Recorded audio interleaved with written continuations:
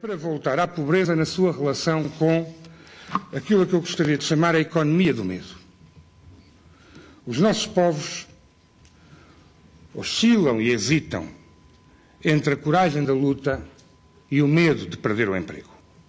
É uma realidade em todos os nossos países, de diferentes modos. E boa parte deste conflito vai-se decidir no modo como, no plano das ideias, nós formos capazes de travar a luta em redor da questão da pobreza. Porque a fronteira entre lutar contra a pobreza ou ser contra os pobres, que é o que faz a direita, é uma fronteira extraordinariamente ténue nas pessoas que têm medo. Nós temos em Portugal uma ofensiva brutal sobre a ideia de que um pobre é um indigente. É uma criatura que não quer trabalhar.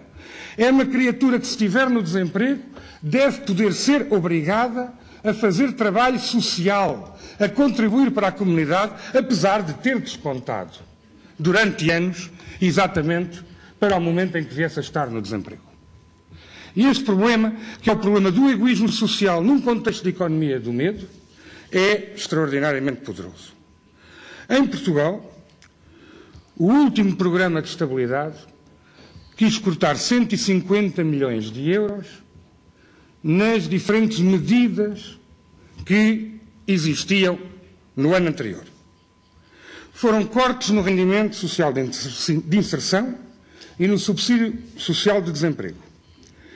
Foram mudanças enormes no acesso aos medicamentos comparticipados. Foi o aumento das taxas moderadoras no Serviço Nacional de Saúde. Foram cortes nos apoios que existiam para o acesso ao ensino superior e na ação social escolar. Foram cortes, ou seja, aumento da comparticipação das famílias na rede de cuidados continuados, ou seja, dos doentes acamados e permanentes. E tudo isto ao abrigo de dois instrumentos, que é o instrumento de novas formas de calcular não só os rendimentos, como os agregados das famílias.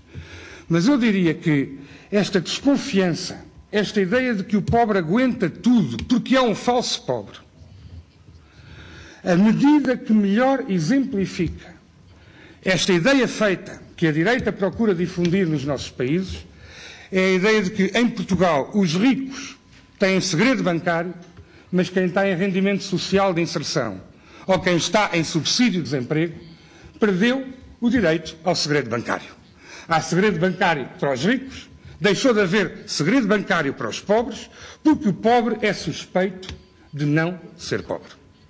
É esta diferença que os nossos poderes são reverentes com os ricos e absolutamente insensíveis com os pobres, que faz de facto uma marca de civilização.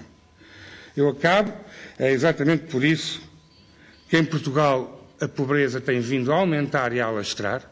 Nós temos 20% da população é pobre, para os níveis de portugueses, mas, entretanto, em 2009, Portugal conseguiu ter um recorde de fabricar 600 novos milionários.